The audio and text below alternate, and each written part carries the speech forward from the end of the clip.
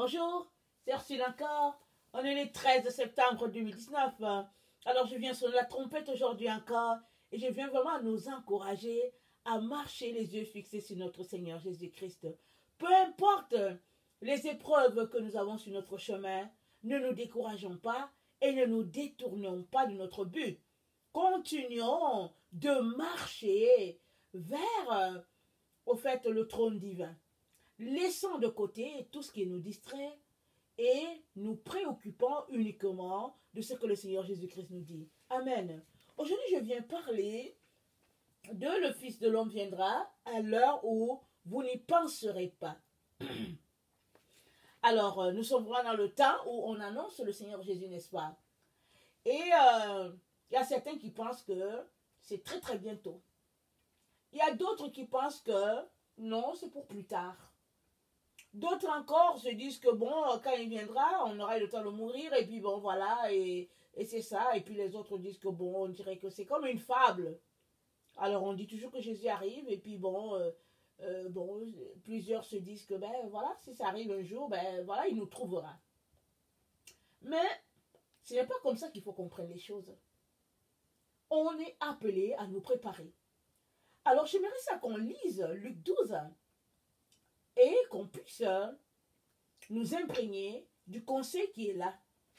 Alors Luc 12, à partir du verset 35. Que vos reins soient sains et vos lampes allumées. Et vous soyez semblables à des hommes qui attendent que leur maître revienne des noces, afin de lui ouvrir dès qu'il arrivera et frappera. Heureux ces serviteurs que le maître à son arrivée trouvera veillant. Je vous le dis en vérité, il se scindra, les fera mettre à table et s'approchera pour les servir. Qu'il arrive à la deuxième ou à la troisième veille, heureux ces serviteurs qu'il les trouve veillants. Sachez-le bien, si le maître de la maison savait à quelle heure le voleur doit venir, il veillerait et ne laissera pas percer sa maison. Vous aussi, tenez-vous prêts, car le Fils de l'homme viendra à l'heure où vous n'y penserez pas. Alors Jésus compare sa venue à la venue d'un voleur. Quand un voleur vient, il ne dit pas qu'il est en train de venir. Il te surprend. Et il vient, il prend ce qu'il veut et il s'en va. Encore, et tu es heureux, s'il te ligote seulement. Mais très souvent, s'il vient et qu'il se rend compte que tu es éveillé, alors soit il y aura une bagarre entre vous, soit il va d'abord finir avec toi.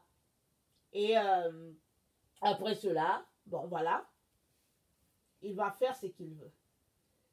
Et un jour, en tout cas ça fait longtemps, je pense que ma petite soeur avait peut-être entre 7 et 8 ans.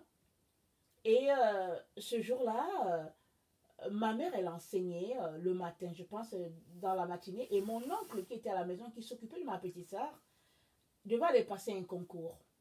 Alors il est aussi allé passer le concours et il a dit à ma petite soeur, à telle heure tu vas partir. Mais je ne sais pas pour quelle raison, elle s'est levée et elle est partie à l'école. Elle est partie à l'école, elle est partie vers 10 heures. Alors qu'elle commençait l'école à 13 heures ce jour-là, elle est partie vers 10 heures. Figurez-vous que il y a un voleur qui est venu. Et il est venu, la porte était fermée et la porte était telle que c'était difficile de l'ouvrir.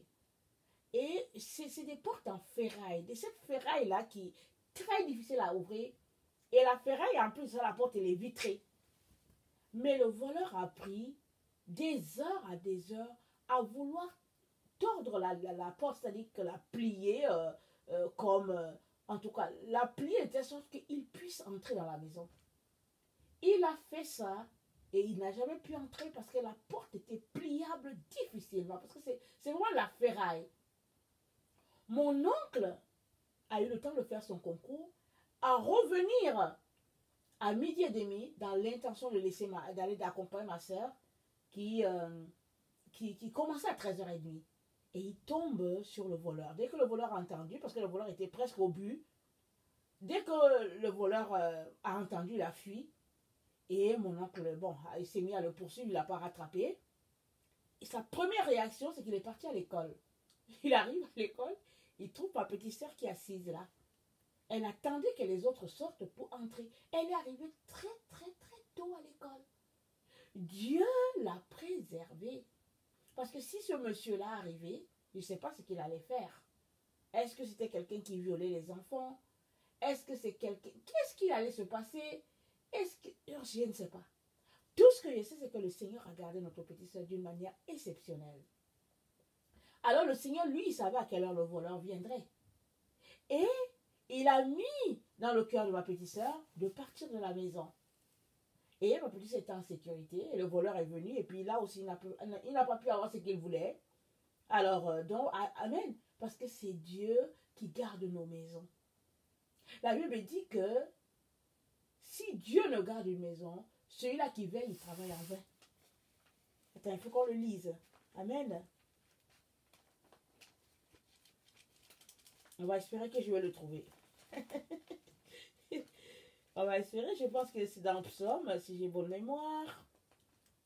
On va espérer que je vais trouver cette psaume-là. Excusez. Okay.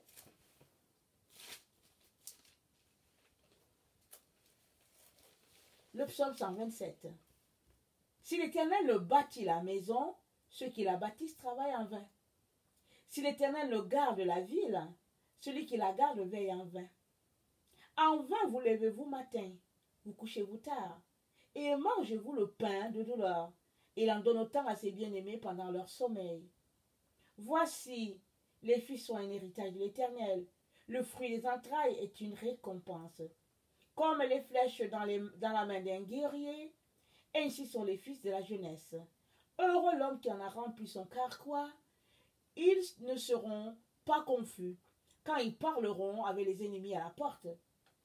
Alors, le psaume 127 nous dit que si l'Éternel ne bâtit une maison, ceux qui la bâtissent travaillent en vain. Si l'Éternel ne garde la ville, celui qui la garde veille en vain. En vain vous levez-vous matin, vous couchez-vous tard, et mangez-vous le pain de douleur.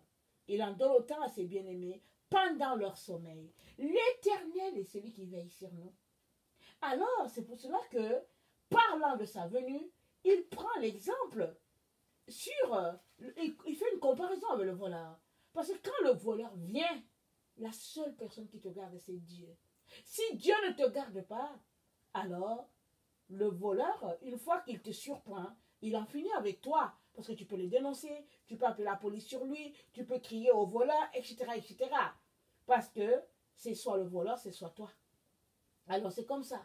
Et Jésus prend le temps de comparer sa venue à la surprise que font les voleurs à certaines personnes. Il dit, vous aussi, tenez-vous prêts, car le Fils de l'homme viendra à l'heure où vous n'y penserez pas. Il n'a pas dit à l'heure où vous ne croirez pas, à l'heure où vous ne vous attendez. Il dit qu'à l'heure où vous n'y penserez pas. Alors, la pensée engendre toujours quelque chose. Parce que, pardon, excusez, avant de construire, ou bien avant de bâtir une chaise, alors celui-là, il le conçoit dans sa pensée. Avant de fabriquer une chaise, voilà le mot que j'ai cherché. Alors, on le conçoit dans la pensée et on prend le temps, parce que la pensée, c'est quelque chose de très... c'est quelque chose de je cherche mon mot. C'est quelque chose de manuel, voilà, attendez. La pensée, elle n'est pas statique, voilà. Elle est dynamique, la pensée. La pensée, elle engendre quelque chose. La pensée est vivante. Alors quand tu penses à quelque chose, en même temps que tu penses, en même temps, il y a déjà une image de comment tu aimerais que la chose soit. Amen. Alors, quand quelqu'un conçoit dans sa pensée une chaise, il a déjà une image de comment il aimerait qu'elle soit. Et il lui suffit de trouver la matière pour qu'il se mette à fabriquer cette chaise-là. Alors c'est pareil. Quand on pense à la venue du Seigneur, on a une image dans la tête de, bon, il peut venir à tel moment, il peut venir à telle période et tout. Mais si tu es quelqu'un qui est connecté au Seigneur, il te communiquera sa pensée. Il fera un peu comme à ma petite soeur là, qui avait 7 ans, 8 ans, qui ne sait rien, mais qui s'est levée, qui est sortie de la maison, et Dieu l'a protégée. Dieu l'a poussée à sortir, elle a pris son sac d'école, elle a pris son sandwich, elle a mis dans le truc, elle est partie. Mais Dieu était dedans, la préservant d'une tragédie qui allait se passer. Et ceux-là qui sont connectés à l'Éternel, au fait, vont avoir la pensée de l'Éternel sur sa venue. Parce que Dieu peut venir à n'importe quel moment. Quand tu penses à ça, tu fais tout pour être prêt et puis pour alerter les autres. Tu ne joues pas à la personne insensée qui se dit, bon, voilà, on ne sait pas quand est-ce qu'il viendra, donc on ne peut rien faire et puis bon, on ne se prépare pas. Jésus-Christ nous a dit de nous préparer parce qu'on ne sait pas quand est-ce qu'il viendra et on ne sait pas à quel moment, à quelle période. Et quand tu ne sais pas, tu te prépares. Alors, il dit, sachez-le bien, le verset 39, si le maître de la maison savait à quelle heure le voleur doit venir, il veillerait et ne laisserait pas percer sa maison. Alors, le maître de la maison, ici c'est qui? Parce que Jésus parle toujours en parabole. Jésus parle ici du diable. La terre est dominée par Satan et ses princes. Donc, Satan fait la loi sur la terre. Alors que Dieu n'a pas conçu la terre pour lui. Mais il fait la loi sur tout ce qui se passe sur cette terre. Et Jésus dit, il va venir comme un voleur pour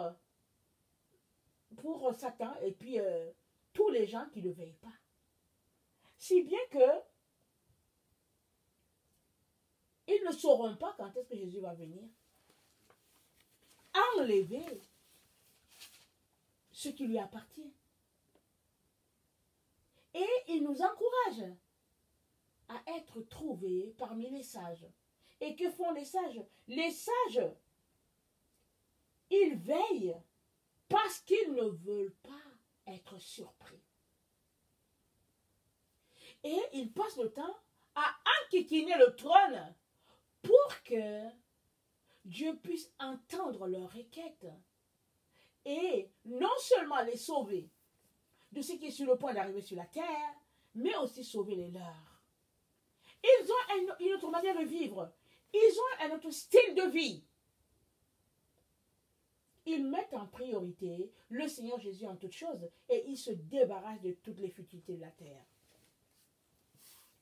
La manière de vivre d'une personne qui veille, elle est différente de l'autre personne qui apprécie les choses de ce monde. Celui qui apprécie les choses de ce monde n'a pas la tête aux choses de Dieu.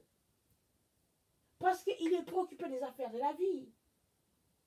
Il veut ses vêtements, ses chaussures, son paraître, et puis bon voilà, sa coiffure, etc., etc.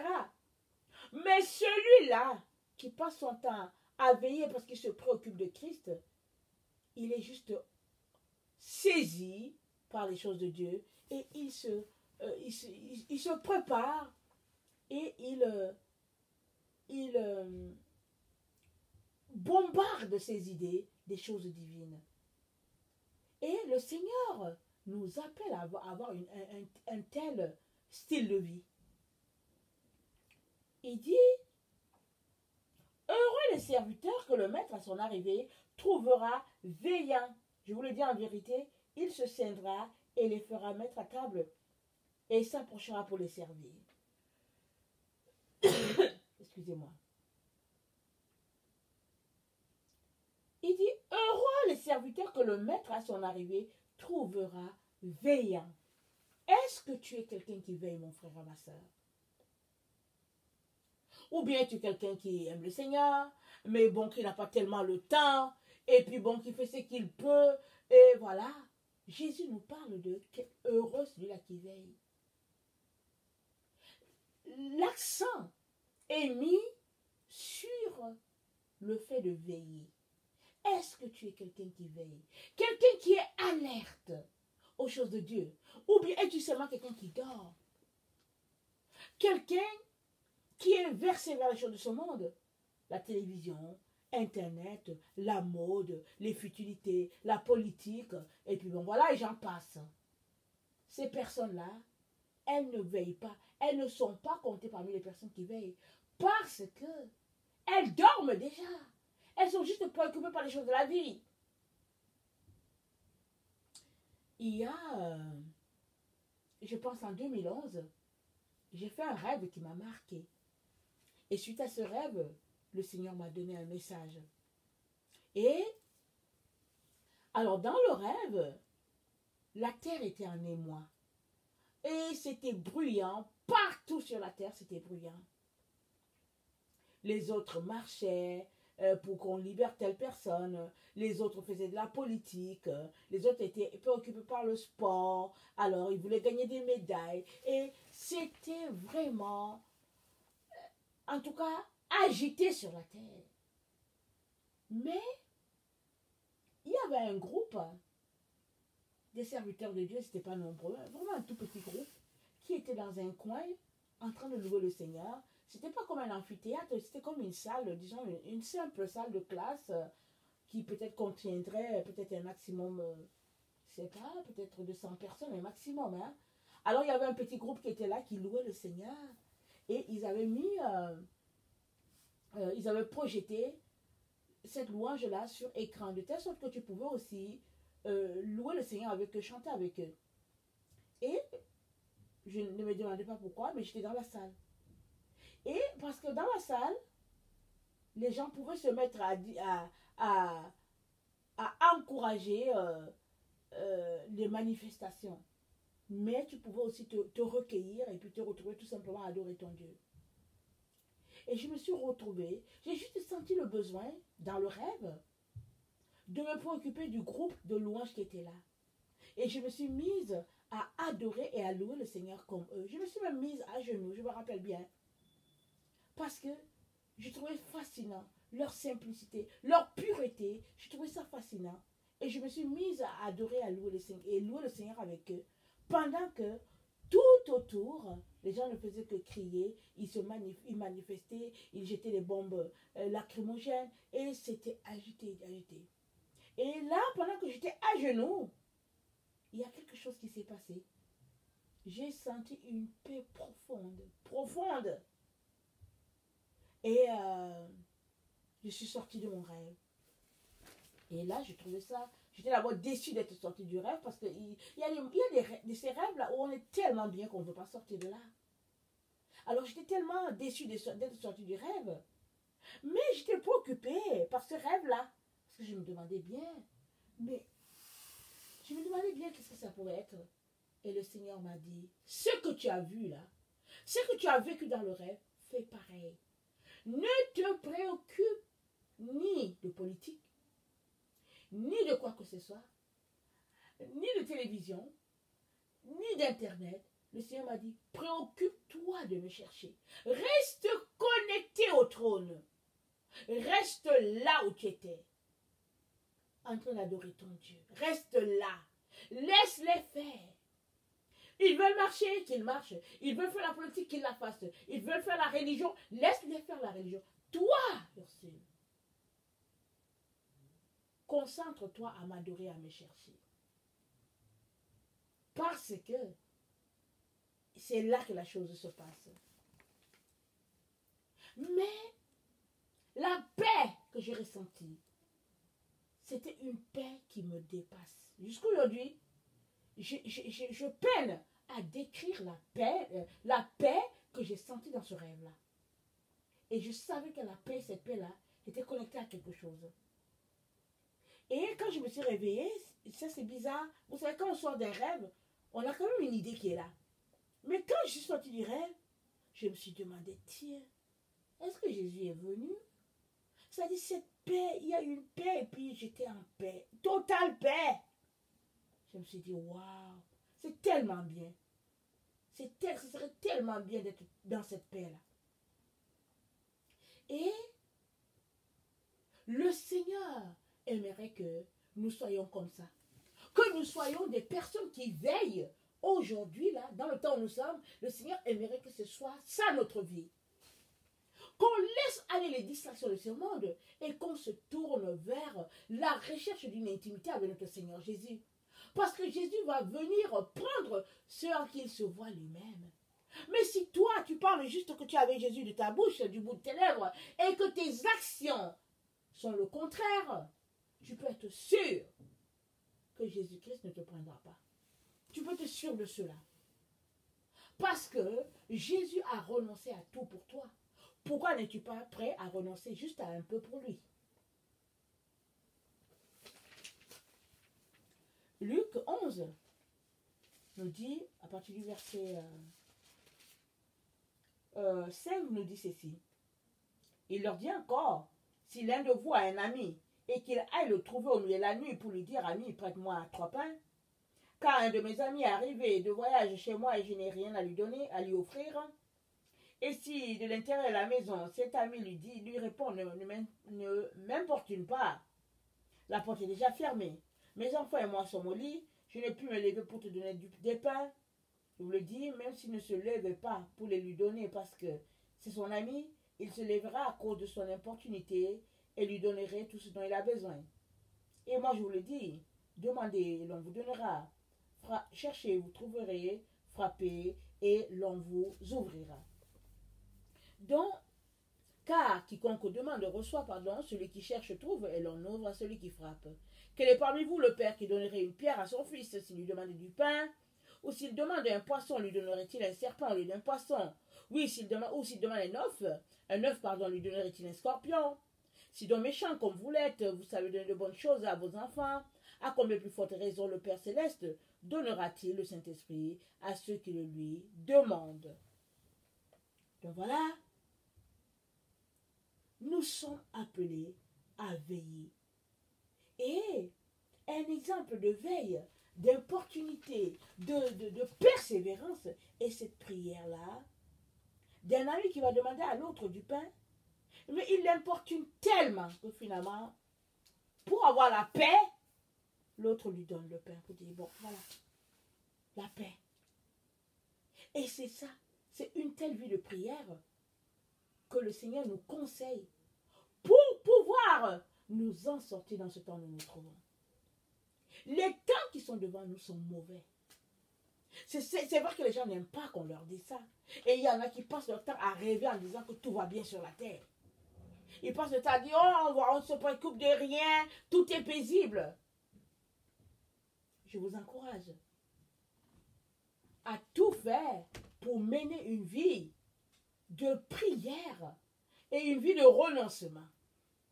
Une vie où on veille constamment, s'attendant à Dieu et faisant tout pour être trouvé irréprochable le jour où nous connecterons à notre Seigneur Jésus.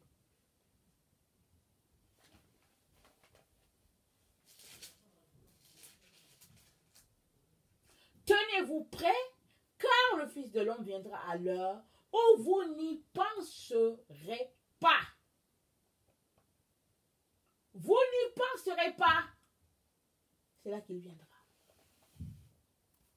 Que le Seigneur bénisse sa parole et qu'il nous donne vraiment de laisser de côté les distractions et de nous tourner vers la vérité. Si toi tu es quelqu'un qui ne connaît pas le Seigneur, je viens te dire que Jésus-Christ est après toi. Il te cherche.